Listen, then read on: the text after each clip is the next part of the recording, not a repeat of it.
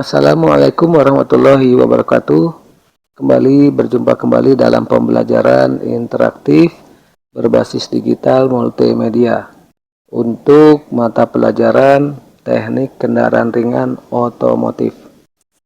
Setelah menyaksikan tayangan tersebut, kalian dapat mengikuti instruksi dari guru kalian untuk menyelesaikan tugas-tugas yang diberikan setelah kegiatan menyaksikan tayangan ini. Untuk lebih lengkapnya, silakan kalian menyaksikan tayangan ini yang terdiri dari dua tayangan, yaitu tayangan teoritis dan tayangan kegiatan praktek. Selamat menyaksikan. Sambungan ulir. Sambungan ulir adalah sambungan yang menggunakan konstruksi ulir untuk mengikat dua atau lebih komponen permesinan.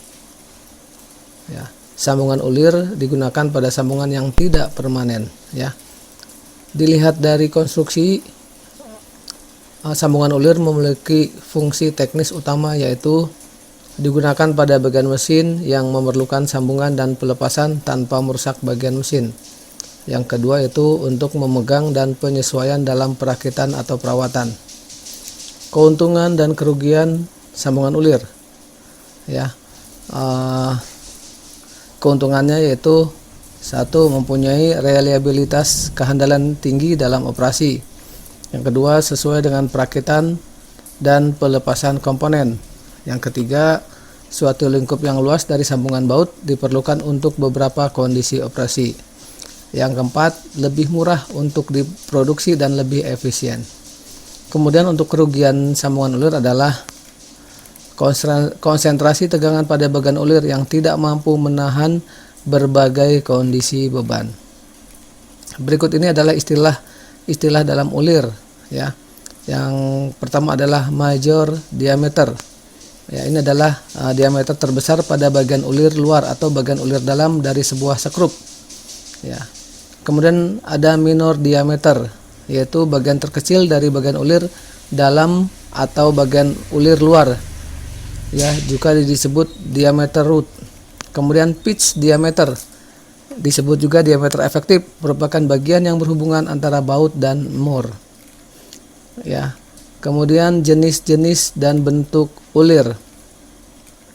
Yang pertama adalah British Standard Whitworth atau BSW thread. Ya, mata ulirnya berbentuk segitiga. Ya, biasanya digunakan untuk menahan vibrasi otomotif. Kemudian ada British Association thread atau BA. Ya, mata ulir berbentuk segitiga dengan puncak tumpul. Ya, aplikasi untuk mengulir pekerjaan yang presisi. Kemudian yang ketiga itu American National Standard thread. Ya, standar ini dimana memiliki puncak datar.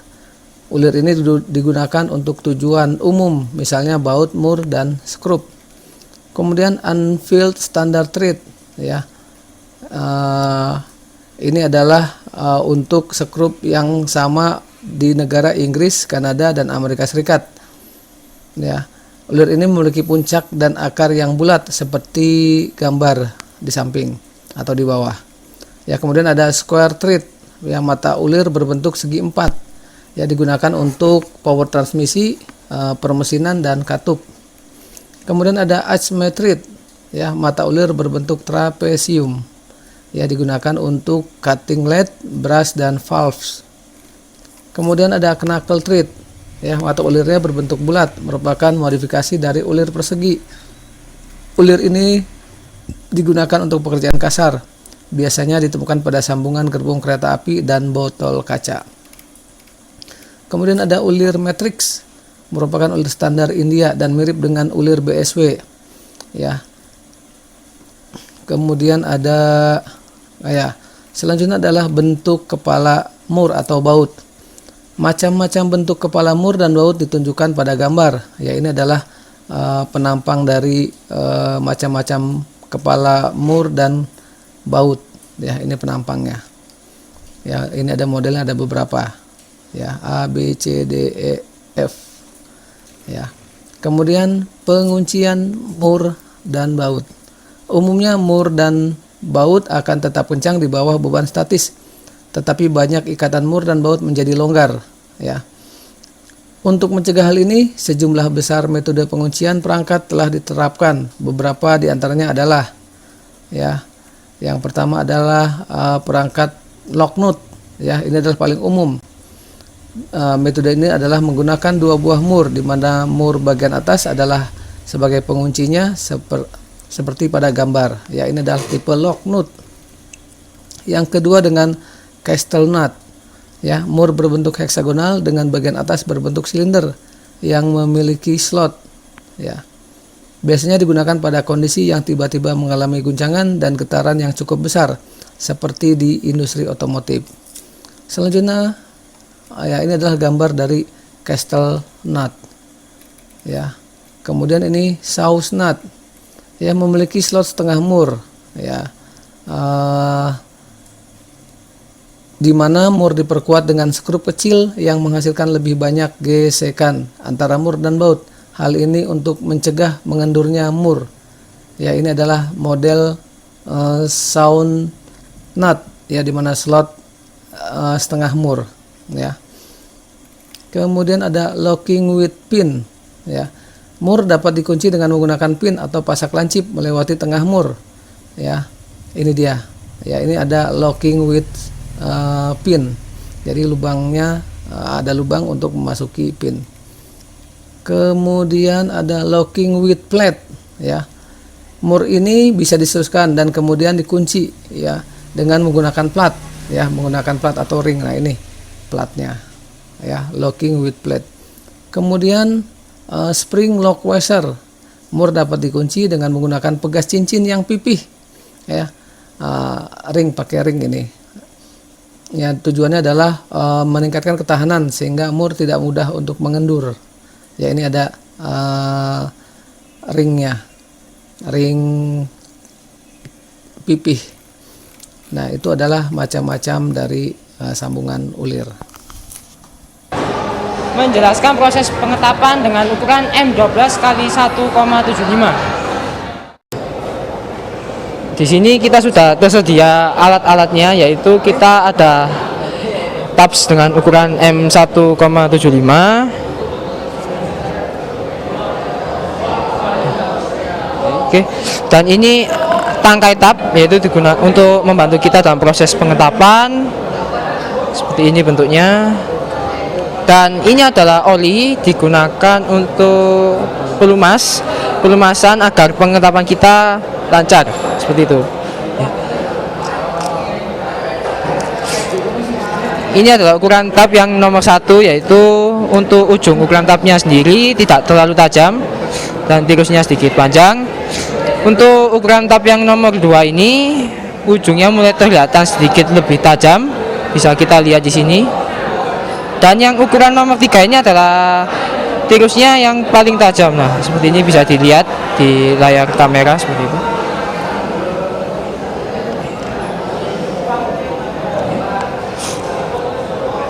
Langkah pertama, kita akan memasang tab nomor 1 terlebih dahulu, dibantu teman saya. Dengan cara untuk tangkainya kita buka terlebih dahulu. Nah, setelah itu kita masukkan ujung tabnya ini yang untuk dikaitkan di tangkai tab ini. Posisi pertama dalam proses pengetapan yaitu tangkai tab diposisikan harus tegak lurus, karena jika posisi tab miring hasilnya akan ikut miring. Nah, seperti itu. Kita putar dengan searah jarum jam. Bisa kita lihat dalam pergerakan ini.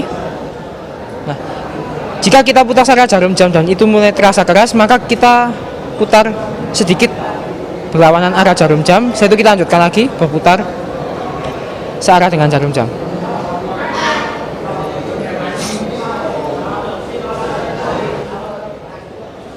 Oke, kita jangan lupa untuk memberi oli sebagai pelumas.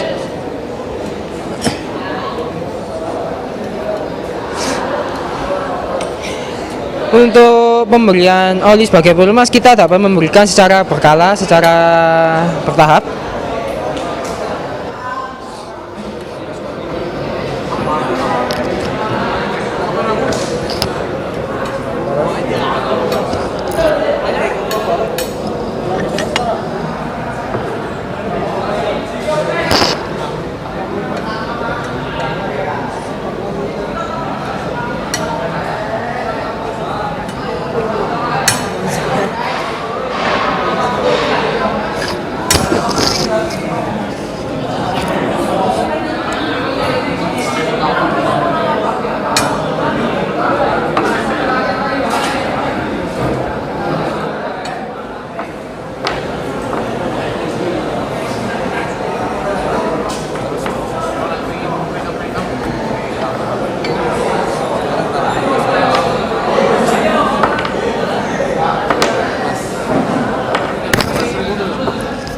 Oke, untuk proses tahap awal yaitu kita menggunakan tab nomor 1 sudah selesai. Kita lanjutkan menggunakan tab yang bernomor 2.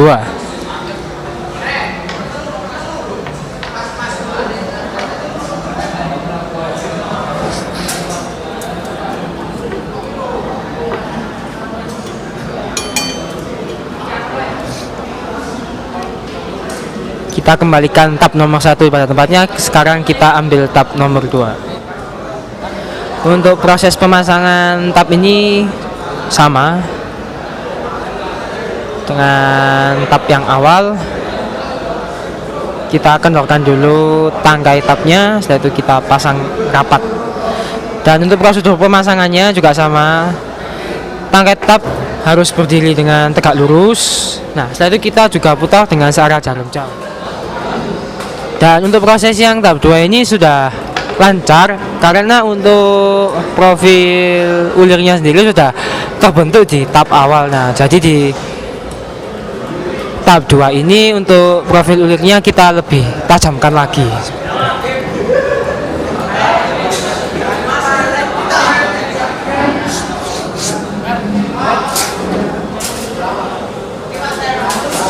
Oke, proses tahap 2 selesai, yaitu tahap nomor 2. Sekarang kita berganti ke tahap 3, yaitu kita menggunakan tab nomor 3. Oke, prosedur pemutaran tab sama, dan jangan lupa kita memberikan oli sebagai pelumas.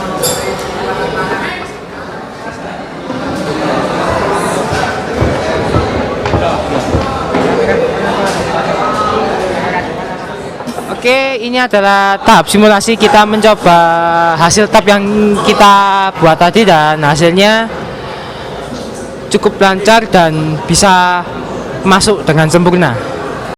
Demikianlah akhir dari kegiatan menyaksikan tayangan interaktif multimedia pembelajaran teknik kendaraan ringan otomotif. Silahkan kalian lanjutkan sesuai arahan pembimbing atau instruktur atau guru kelas kalian. Terima kasih atas menyaksikan tayangan ini. Wassalamualaikum warahmatullahi wabarakatuh.